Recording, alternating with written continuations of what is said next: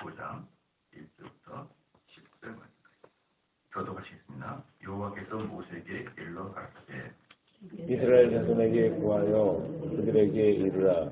너희가 내가 주어 거하게 할 땅을 들어가서 여호와께서 화제나 번제나 소원을 갚는 제나 낙한 제나 정한 절기에 절기제에 소나 양으로 여호와께 향기롭게 드릴 때에는 승자는 고운 가루 에바 10분의 1에 기름 한 치는 4분의 1을 섞고 여호와께 소제로 드릴 것이며 번제나 다른 제사로 드린 제물이 어린 양이면 전제로 포도주 한 신의 4분의 1을 예비할 것이요 수양이면 소제로 고운 가루 한 에바 10분의 2에 기름 한 신의 10분의 1을 섞어 예비하고 전제로 포도주 한 신의 3분의 1을 비어 여호와 앞에 향기롭게 할 것이요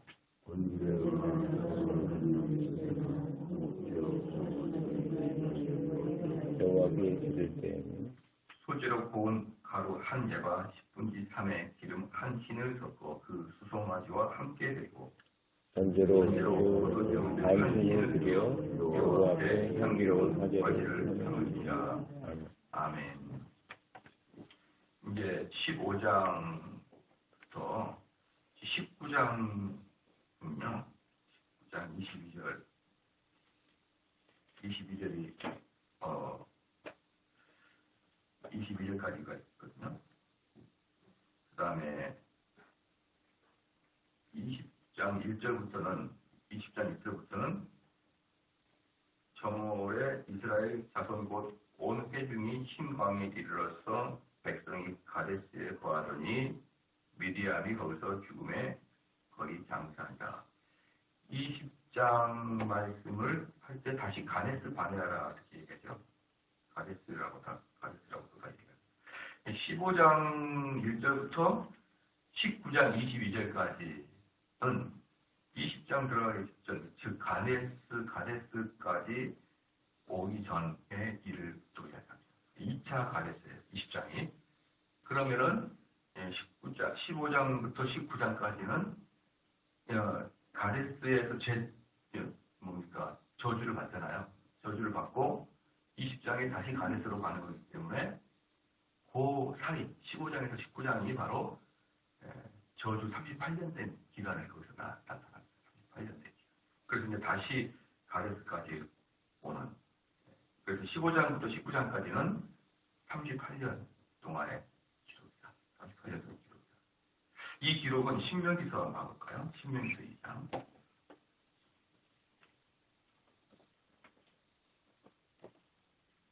신명기서 2장 14절 말씀하겠습니다. 신명기서 2장 14절 같이 한번 읽게 시작. 가데스 바네아에서 떠나 헤렛 시내를 건너기까지 38년 동안이라. 이때에는 그 시대의 모든 군인들이 여호와께서 그들에게 맹세하신 대로 진징에서 다 멸절되었나니. 그래서 15장 1절부터 19장 22절은 딱 그걸 한 절로 신명기 2장 14절을 기록하고 있습니다. 그러니까 이들이 이제 세렛 시내를 건너겠죠. 20장 이후에는 세렛 시내를 건널 것이다. 또 이제 우리가 지금까지 살펴봤죠. 이 1장부터 14장까지는 민수기 1세대 사람들이 나타나는 건데 1장에 보면은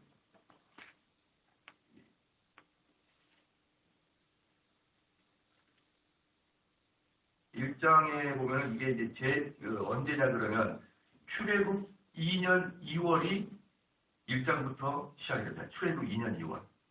제2년. 출애굽 제2년 2월. 이렇게 표현하는 거거든요. 그럼 출애굽한 지 2년 이렇게 나타나겠죠.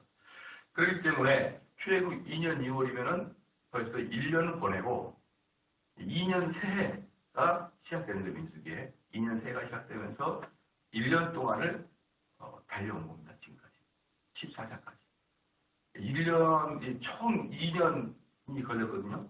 여기까지 14장까지 오지가 2년이 걸렸는데 민수기 1장부터 14장까지는 제2년 6월부터 시작을 했으니까 1년 동안의 사건들이 인구조사 제2년 2월 인구조사 사건 때부터 해가지고 14장까지 와 있습니다. 1년 동안 하고 그 다음에 20장 1절부터는 두 번째 가데스 바네아 사건이 전개가 되는데 이것은 입국 직전 그러니까 입국 직전이니까 언제일까요?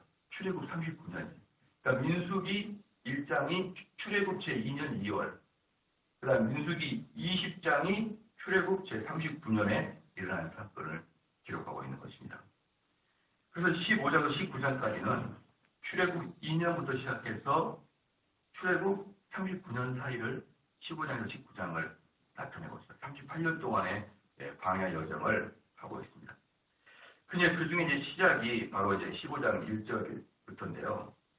여호와께서 모세에게 이르러 가르치되 다시 14장에서 심판을 선고하셨죠. 14장에서 하나님께서 심판을 선고하신 29절, 14장 29절에 너희 시체가 이 광야에 엎드려질 것이라. 너희 20세 이상으로 계수함을 받은 자, 곧 나를 원망한 자의 전부가 20세 이상은 광야에서 다 엎드려지겠다. 엎드려진단 말이 무슨 말을 했죠?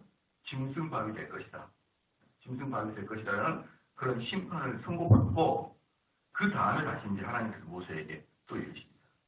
여기서 보면서 여러분 뭘 느낄 수 있냐 그러면 하나님의 언약은 어때요? 우리 인간의 반역과 상관없이 계속하십니다.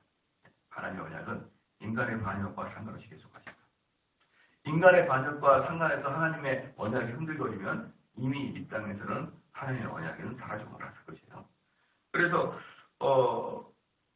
2절 말씀에 이스라엘 자손에게 구하여 그들에게 이르라.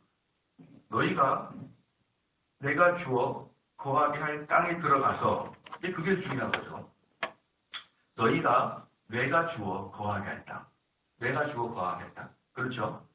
그걸 보면 뭘 알 수 있습니까? 20세 미만이라는 걸 알 수 있겠지. 내가 주어 거하게 할 땅에는 동물이 20세 이상은 들을 필요가 없는 거예요. 다 광야에서 죽어야 되니까.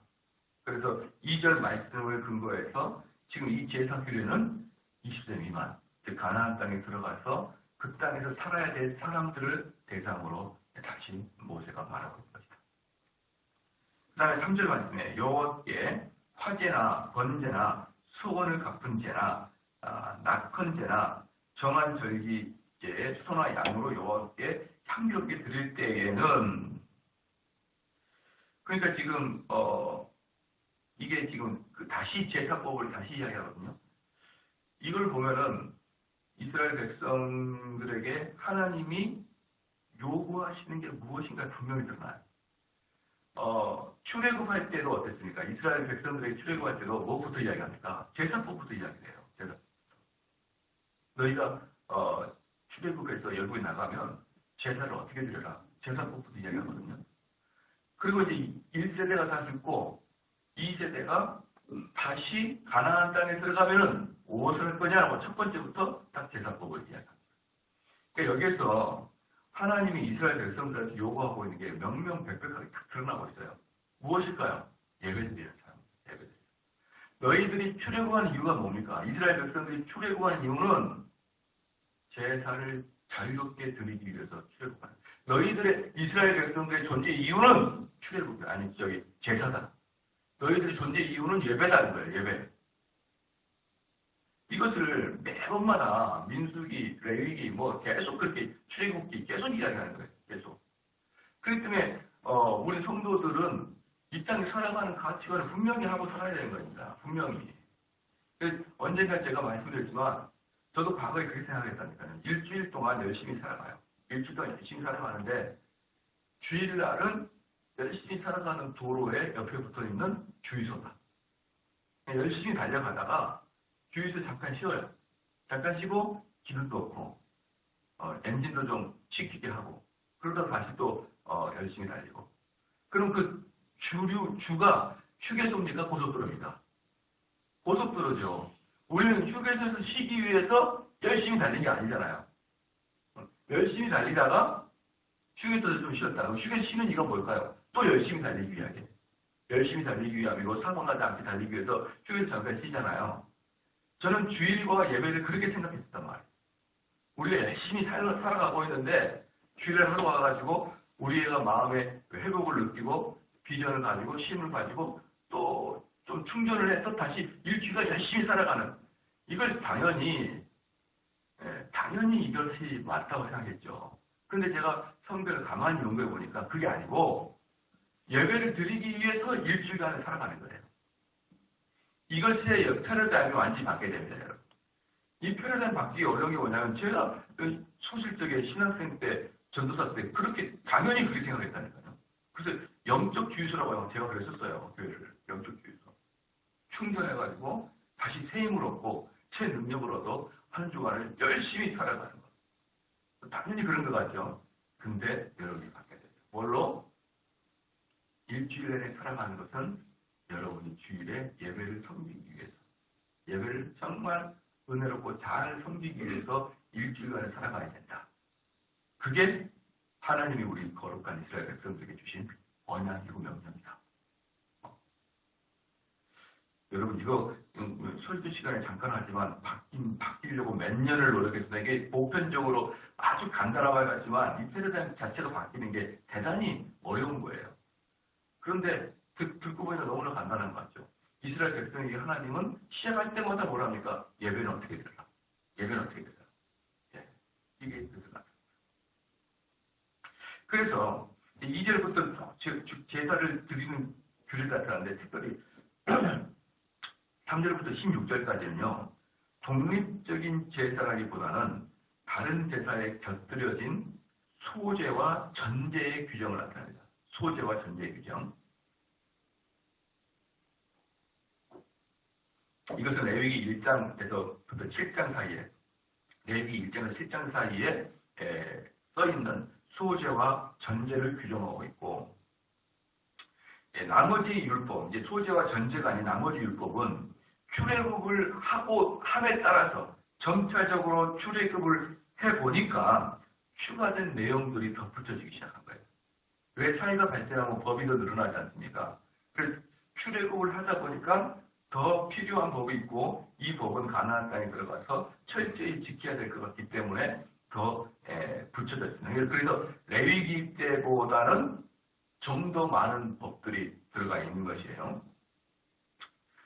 이제 그건 살펴보면 알 것 같고, 그 다음에 41절에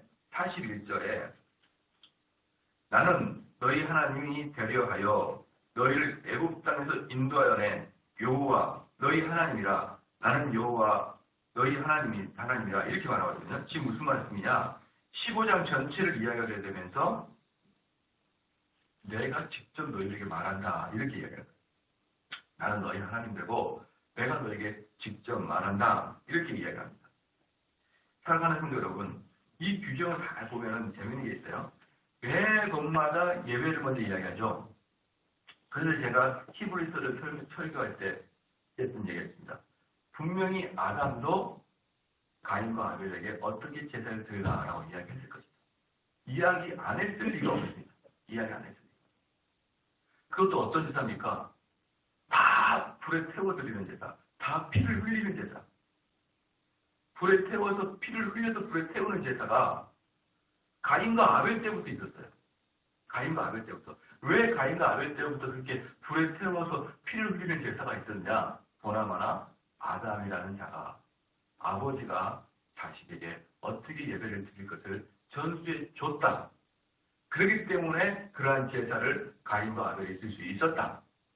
그리고 그러한 그 증거들은 이후의 모든 이스라엘 백성들이 무엇인가 시작할 때부터 하나님은 제사법부터 철저하게 이야기하는 그런 스타일을 봐서, 그런 흐름을 봐서 분명히 가인과 아벨에게는 하나님께서 제사법을 가르쳐 주셨다. 그래서 제가 이번에도 말씀을 깊은 게 뭐냐면, 우리 성도들은 예배를 드리고 제사를 드릴 때 내가 소변에 오른 대로 드리고 절대로 안 된단 말입니다. 절대로. 이 예배는 내가 좋아하는 방식대로 드리는 게 아니라 하나님은 아예 예배를 드리는 아주 세밀한 방법을 우리에게 다 알려줍니다. 왜? 출애굽한 자체가 예배를 드리기 위한 목적이기 때문에 그러는 것이죠. 예배를 드리는 목적합니다. 그러므로 애국 생활은 영적인 암흑 세계이고 가나안 우리가 약속의 땅, 언약의 땅은 하나님이 정해주신 방법대로 언약과 제사를 드리는 것이 가나안 땅이라고 볼 수가 있는 거예요. 애국은 뭡니까? 영적인 암흑 시대. 거기서는 어떠한 제사도 드릴 수 없고. 그래서 뭡니까? 애국에 있을 때는 이스라엘 백성이 제사를 드리지 않았었어요. 그런데 거기서 나와 가나안 땅에 들어갈 때는 뭡니까? 하나님이 제공해주는 그 제사법대로 제사를 드리고, 그럼 이스라엘 백성들이 광야 40년 동안 매년은 뭡니까? 거기서 들어갈 지킬 제사를 실제적으로 실험을 해보고 실습을 하고 또 가나안 땅에 들어가서 해야 될 또 도덕적이고 윤리적인 율법도 지켜야 되고 그 훈련의 장소였어요.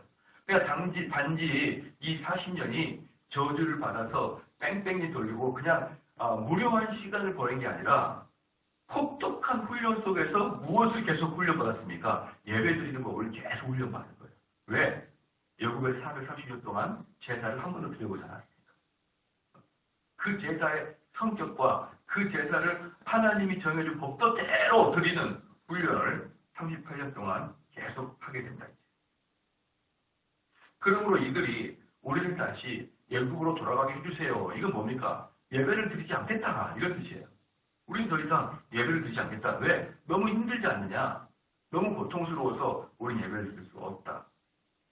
바로 이게 이스라엘 백성들이 범했던 그러한 죄였던 것입니다. 그러면 이제 특별히 이제 여기서 3절에 보면 여호와께 화제나 번제나 소원을 갚는 제나 낮은 제나 정한 절기제의 소나 양으로 여호와께 향기롭게 드릴 때는 지금 이 3절에 나타나고 있는 화제는 뭐냐면 특별하게 화제가 따로 있는 게 아니라 번제나 소제, 소원제, 낙헌제 이게 모두 화제입니다. 화제는 뭐냐면 불로 태워져야 되는 거예요. 그러니까 여기서 우리가 좀 정확하게 하려면 여호와께서 화제, 날짜가 좀 우리를 헷갈리게 합니다. 화제 나보다는 화제, 점 찍고 즉 번제나 소원제나 낙헌제 이렇게 이야기하는 게 좀 더 이해가 쉬울 거예요. 그러니까 우리는 화제를 드리는데 그 화제에는 몇 가지 종류가 있는데 번제가 뭔지 아시죠? 번제는 모두 태워드리는 겁니다. 모두 태워드리는 것. 다시 복습을 하죠. 그래서 가장 뭐입니까? 제사 중에 가장 기본적인 제사고 하나님이 가장 받으시기에 합당한 제사 뭐죠? 번제. 그래서 그것을 소나 양을 태워드릴 때는 하나도 남김없이 다 태워드려야 됩니다. 다 태워드려야 돼요. 그 다음에 서원제는 잘 알 것이고 서원제는 뭡니까? 우리가 서원하는 것이 이루어질 때 우리가 하나님 앞에 약속했는데 그것이 이루어질 때 감사하는 제사를 드립니다. 감사의 제사를 드립니다. 그러니까 여러분들이 하나님 앞에서도 언약을 딱 결단을 내고 그래야 돼요. 어떤 결단을 할 때 맺어야 하나님께 이런 소원을 해야 되죠. 하나님, 내가 이 땅 살아갈 때 주 앞에 100명의 성도를 100명의 사람을 주 앞에 돌이키고 제가 하나님 앞에 가겠습니다. 이런 언약을 맺는 거예요. 약속을. 그리고 그것이 이루어질 때 감사의 제사를 드리는 것이죠. 감사의 제사. 아무 개념도 없이 말이죠. 그냥 어풍저풍 신앙생활 하게 가는 거예요. 그러다 보면 10년 동안 하나님이 원하시는 거 하나도 못하고 그냥 가는 거예요. 10년을 돌아보십시오. 내가 하나님 앞에 불신자를 하나님과 원수된 자를 누구를 하나님과 화해시켰는지 한번 가만히 생각해 보십시오.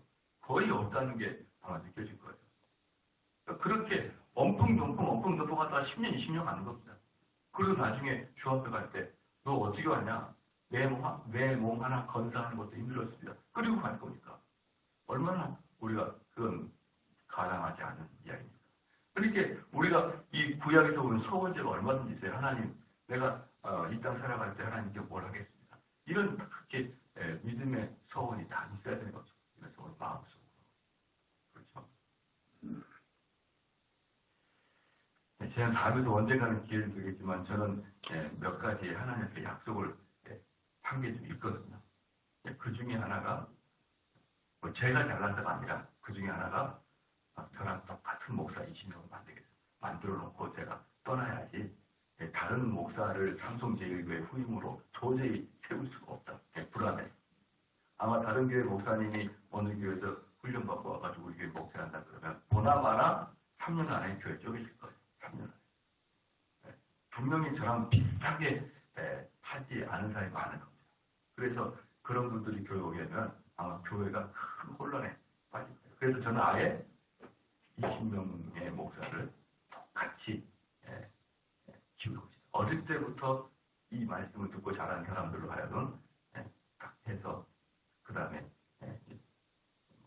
각 사방으로 교회를 개척하게 하고 교회에서 후원하고 개척해서 또는 심지어 미국에서도 그런 경우가 있어요. 미국에서도 제 이제 설교를 인터넷에서 들은 사람들 중에 도저히 일반적인 예배를 드리기 힘들다 그런 분들이 계시거든요.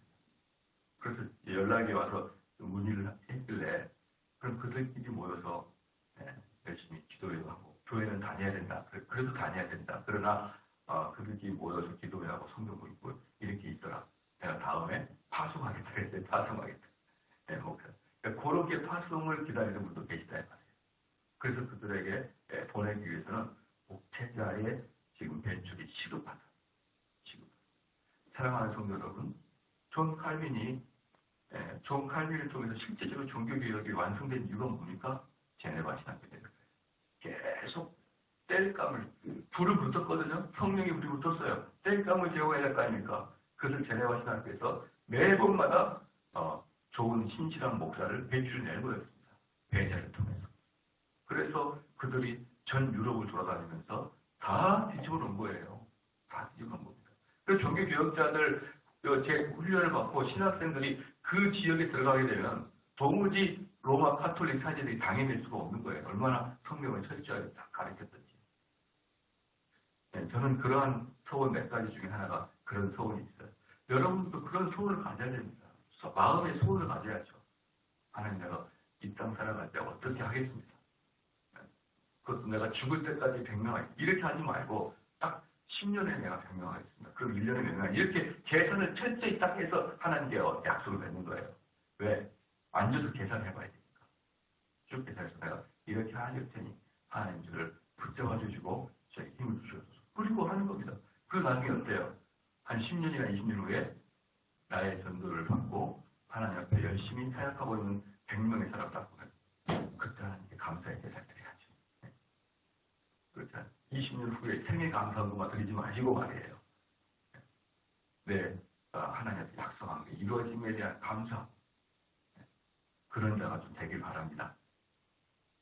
그 다음에 낙헌제가 뭐냐면 낙헌제는 번제는 하나님께 몽땅 드리는 제사의 가장 기본이고 서원제는 하나님께 기쁨으로 감사의 감도를 드리는 것이고 낙헌제는요 그냥 아무것도 없이 그냥 기쁜 마음을 하나님께 드리는 거예요. 목적도 없이 하나님 그냥 감사합니다. 그냥 낙헌제는 그렇게 드리는 것이다. 그 다음에 정한 절기제가 있다. 정한 절기제. 이렇게 화목제를 드리는 것입니다. 그 다음에 여기서 보면은 3절의 마지막에 향기롭게 여호와께 향기롭게 드릴 때는 이렇게 나오거든요.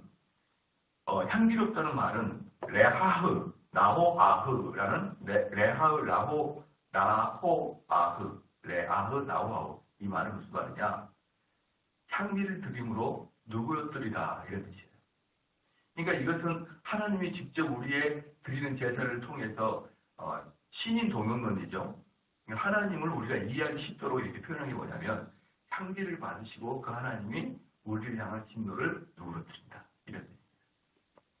그래서 여러분들도 항상 하나님께 헌금을 드릴 때 어떻게 드렸다 그랬죠? 이 예물을 하나님이 흠양하여 주시옵소서. 이 예물을 하나님이 받아주시옵소서. 받아줄 때 그냥 받는 게 아니라 나의 전 인격과 함께 하나님이 이 예물을 받아주십시오. 이 마음으로 하나님께 드리셔야 되는 거지. 습관적으로 형식적으로 헌금을 드린 게 아니라 이 헌금은 하나님의 향기가 되게 해야 됩니다. 할렐루야. 그리고 그 헌금을 쓰일 때마다 어때요? 그리스도의 향기가 들어가야 돼요. 그게 여러분이 헌금을 드릴 때, 제물을 드릴 때에 여러분이 꼭 가져야 될 마음 자세입니다. 그러니까 여기서 이 향기라는 제목 자체가 뭡니까? 화목제라는 뜻이에요. 불로 태워서 드린다라는 뜻입니다. 번제는 잘 알겠지만 제물 전체를 태우는 것이고 화목제는 뭐냐면 동물의 일부를 태웁니다. 동물의 일부를. 하나님께서 레위기에 분명히 다 이야기해 줬어요. 동물의 일부를 태우는데 그럼 나머지 일부는 뭐합니까? 시작. 거기 같이 제사를 드렸던 제사장에게 한 부분을 드리고 같이 제사를 드렸던 친인척들에게 또는 동료들에게 같이 나눠먹는 거예요. 그래서 화목제입니다. 화목제의 뜻은 뭐라고 했습니까? 내가 하나님과 관계가 어그러졌는데 하나님과 관계가 올바로 펴진 것. 그렇죠? 하나님과 올바로 관계가 펴지는 것. 그 다음에 그 화목제의 결과로 내 주변에 있는 사람들과 같이 화목해지는 것. 이게 화목제예요. 이게 화목제입니다. 이게 화목. 그래서 여러분들이 신앙생활 때 꼭 같이 예배를 드린 자들하고는 화목해야 합니다. 그게 하나님이 원하시는 방법입니다. 우리는 그렇지 않습니까? 자녀 한 명은 A라는 자녀는 B라는 자녀는 엄마 아빠를 되게 좋아해요. 되게 좋아해요. 근데 둘이 싸워요. 그럼 그게 편안한 가정이냐 이 말이에요. 아니잖아요. 엄마 아빠는 형제들이 화목한 걸 좋아하잖아요. 그래서 우리는 하나님과의 화목은 다른 말로 교우들과의 화목을 이야기한다. 그럴 때 화목제는 동물의 일부를 태우고 나머지는 제사장과 예배자들끼리 함께 나누는 제사이므로 이들 제사에는 반드시 화목제의 특별히 뭐가 있어야 되냐면 가루, 기름, 포도주가 있어야 돼요. 왜? 제사 드린 다음에 잔치니까. 제사를 드린 다음에 잔치이기 때문에 기름, 즉 기름은 뭡니까? 여러분이 그 고기를 먹을 때도 빵 먹을 때도 기름을 발라서 먹잖아요. 그래야 부들부들 먹어지지 않습니까? 기름 바르고 그 다음에 포도주, 또 가루 이런 것들을 섞어서 먹기 위해서 이러한 것들이 사랑하는 성도 여러분 이러한 것들이 어때요? 함께 제사에 들어가요. 그러면은 이제 제가 한번 우리 교회에서 한 가지 큰 문제 중에 하나가 뭐냐면 이 쓸데없는 평등 사상이 너무 강해요. 쓸데없는 자유주의권. 이게 뭐냐? 이제 이런 게 있어요. 만약에 우리 한국 교회의 그 한 가지 흠 중에 하나가 뭐냐면 안수 집사가 되거나 장로가 되게 되면은 일괄적으로 돈을 이렇게 걷습니다. 교회가. 이 돈은 원래 목적 취지는 뭐냐면 그분들이 안수 집사가 되고 장로가 되게 되면 이제 기름 부음 받잖아요. 그러기 때문에 안수를 받기 때문에 잔치를 해야 됩니다. 친인식도 와야 되고 여러 가지 잔치가 있어요. 그렇기 때문에 그 잔치의 비용을 여러 가지로 나눠갔습니다. 나눠갔어요. 그런데 우리나라 사람들이 아직 좀 모르는 게 있어서 제가 말씀을 좀 이걸 드리고 싶어요. 그럴 때 사람들이 마음속에 뭐라고 하냐면 자원하는 마음으로 드리면 안 되겠느냐 이 말이에요. 자원하는 마음으로. 옛날에 왜 그랬냐면 목사님이 안수시설 내신 사람들은 1인당 다 300씩 내세요. 또는 500씩 내세요. 이렇게 정해줬거든요. 너무 이상하지 않습니까? 그래서 심지어 장로된 사람은 1000만 원씩 내십시오. 그렇게 해가지고 이렇게 잔치합니다. 그리고 이제 그들이 그걸 낼 때 우리가 이렇게 됐으니까 또 기념으로 우리가 교회에다가 큰 기념품 하나 선물합시다. 이게 모두 포함이 돼가지고 잔치를 할 때 이렇게 이제 기쁜 마음을 주는데 이게 어느 순간에 규율화가 되기 시작합니다. 그래서 사람들이 많이 짜증나기 시작합니다. 그러면서 우리가 안 낸다는 게 아니고 내가 서운하는 마음으로 자원하는 마음을 내면 안 되겠습니까? 그것은 두 가지를 몰라서 그래요. 첫 번째, 인간이 얼마나 전체 살아있는지 몰라서 그래요. 여러분, 여기 보면 다 정해져요. 읽다 보면은 어린 양을 할 때는 소재물 가루는 10분의 1 에바. 이 10분의 1 에바는 2.3리터입니다. 소재물 기름은 4분의 1 흰. 에바는 가루니까 리터예요. 리터. 그 다음에 4분의 1 흰은 이렇게 액체인데 그게 바로 한 1리터 가까이 됩니다. 4분의 1 흰은 1리터 가까이 되는 거예요. 전제물 포도주는 4분의 1 흰. 그러니까 하나님께서는 너희들이 자원하는 마음으로 가져와라 이렇게 얘기 안 하신다. 왜 그럴까요? 인간은 타락했기 때문에. 그래서 어떤 사람은 어때요? 나는 어린 양 갖고 오되 소재물 갖고 오되 10분의 1 에바를 갖고 오지 않고 어떤 사람은 10분의 5 에바를 가져와요. 근데 또 어떤 사람은 한 20분의 1 에바를 가져옵니다. 그럼 어떻게 되겠습니까? 10분의 5 에바를 갖고 온 사람은 교만할 것이고 교만할 것이고 그리고 또 하나 마음의 불평도 가질 거예요. 뭐야? 나만 열심히 하고 쟤는 뭐야? 이 마음 생길까요? 안 생길까요? 생기게 돼 있는 거예요. 그래서 하나님께서는 우리에게 딱 지정해 준 게 아니라, 아니 딱 너희들 마음대로 하는 게 아니라 딱 지정해 준 거예요. 어떤 사람도 그럽니다. 목사님, 꼭 11조를 드려야 됩니까? 10의 1조가 아니라 우리는 10의 2조도 10의 3조도 드려야죠. 꼭 11조라고 정합니까? 제가 그러면 10의 2조 하지 마라. 11조 빼라. 그들의 마음이 뭐냐면 이걸 규격화하는 걸 싫어하는 거예요. 우리 한국교회 특별히 한국교인들은 규격화하는 걸 싫어해요. 그런데 독일 같은 경우는 어떤지 아십니까? 독일 같은 경우는 교회에서 11조 드리지 않아요. 그냥 국가에서 세금으로 가져가요. 몇 프로? 내가 세금 받으면, 내가 월급 받으면 10분의 1이 그대로 세금으로 딱 들어가요. 10분의 1이 종교세로 들어갑니다. 그들은 그것을 이상하게 생각하지 않아요. 그냥 자연스럽게 들어가는 거예요. 그렇게 한국만 넘어오면 자율, 자원하는 마음 그러는데, 하나님의 방식은요, 절대로 우리의 인간의 전적 타락을 고려하고 말합니다. 무엇이냐? 딱 규격을 줘요. 항상. 그리고 이것이 형식화되지 않게 이 규격의 의미가 무엇인지를 깨달아라는 소프트웨어를 두 번째 줍니다. 하드웨어를 먼저 준 다음에 소프트웨어를 줘요. 이게 하나님의 방식이에요. 근데 우리는 이 하드웨어를 빼버리려고 해요. 항상 마음과 자원하는 심령만을 이야기하려고 합니다. 그러지 않아요. 심령이 자원하면 한 세대가 꿀꺽 지나가면 그 다음 세대는 아마 없어져 버릴 거예요. 그렇기 때문에 하나님께서는 안식일을 그렇게 지키라고 그러는 것이고 그렇게 딱 규격화를 시키는 것입니다. 그래서 우리는요, 특별히 우리 한국 교인들은 그것 다 기억해야 될 게 뭐냐면 규격화를 너무 힘들어하지 마라. 그 규격화가 된 것이 기뻐질 때가 너희들이 은혜 받는 것이다. 할렐루야. 무슨 말인지 아시겠죠? 그 다음에 이들이 어떻게 제사장을 섬기느냐. 제가 언젠가 한 거는 꼭 우리 성도한테 해드릴 이야기인데, 사랑하는 성도 여러분, 장로를 존경하되 말씀 맡은 장로를 배나 존경하라, 이런 말씀이 있죠. 이 말씀 맡은 장로가 누구냐면 목사를 이야기합니다. 목사를 이야기할 때 배나 존경하라 할 때 그 배나 존경은 무엇으로 나타날까요? 시작. 인사하는 각도로 나타나는 게 아니에요. 예, 일반 장로님한테 45도, 목사님 90도로 이렇게 말하는 게 아니고 배나 존경은 돈이 들어가는 거예요. 배나 더 드려라 이 말이에요. 이번에 어떤 목사님께서 그 이야기를 해주시는데, 자기가 지금까지 결혼 주례나 결혼 기도를 해가지고 제일 후하게 대접받은 사건 한번 이야기해 주더라고요. 결혼식 할 때 기도해. 미국에서 이분이 큰 교회 담임 목사님이었는데 미국에서 있었던 일입니다.